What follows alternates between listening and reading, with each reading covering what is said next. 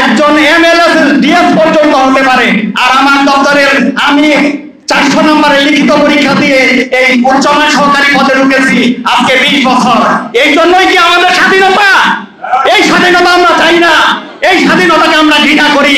আমরা আমাদের ন্যায্য অধিকার প্রতিষ্ঠার জন্য স্বাধীনতার মর্যাদা দিয়ে যখন যা কিছু করতে হয় আমরা তাই করবো ইনশাআল্লাহ।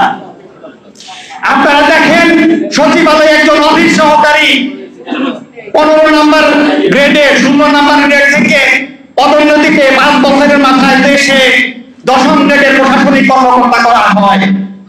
আজকে অন্যান্য অধিদপ্তরের কর্মচারীদের অবস্থান দেখেন, 20 বছর 30 বছর তারা একই পদে অবস্থান করছে, তাদের ভাগ্যের পরিবর্তন হয় না। কেন এই বৈষম্য? আমরা তো এই বৈষম্যের জন্য বাংলাদেশ স্বাধীন করিনি। আমরা তো এই বৈষম্যের জন্য 30 লক্ষ লোকের প্রাণ দেয়নি, 2 লক্ষ মা-বোনের ইজ্জত দেয়নি। তাহলে সময় এসেছে এই বৈষম্য যারা সৃষ্টি করেছে তাদেরকে কাঠগড়ায় দাঁড় করানোর জন্য। আপনারা আমাদের স্বাধীনতার অপব্যবহার করেছেন। এই স্বাধীনতার অপব্যবহার করার জন্য আপনাদেরকে জনগণের মুখোমুখি হতে হবে। সর্বোপরি মহান আল্লাহ রাব্বুল আলামিন একজন আছেন যার কাছে আপনাদেরকে অবশ্যই জবাবদিহি করতে হবে। সেদিন তিনি কারো কাছে মুখাপেক্ষী নন।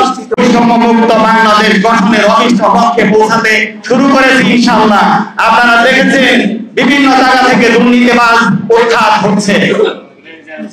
আমরাও আমাদের ন্যায্য অধিকার প্রতিষ্ঠা করে আমরা সরকারকে জানান দিব এবং আমাদের মেধা মনন দিয়ে সরকারকে সহযোগিতা করব সেই বৈষম্যহীন সোনার বাংলা করার জন্য।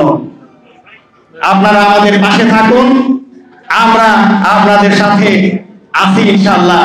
যখন যেখানে যেভাবে প্রয়োজন আমরা আপনাদের পাশে আছি, আমরা অভিষ্ট লক্ষ্যে পৌঁছাবো ইনশাআল্লাহ। আপনাদেরকে ধন্যবাদ। সর্বপ্রথম সরকারি চাকরিজীবীদের নবম পে স্কেল সহ মহার্ঘ ভাতা সংক্রান্ত সঠিক তথ্য পেতে চ্যানেলটিতে লাইক, কমেন্ট ও সাবস্ক্রাইব করতে ভুলবেন না। ধন্যবাদ।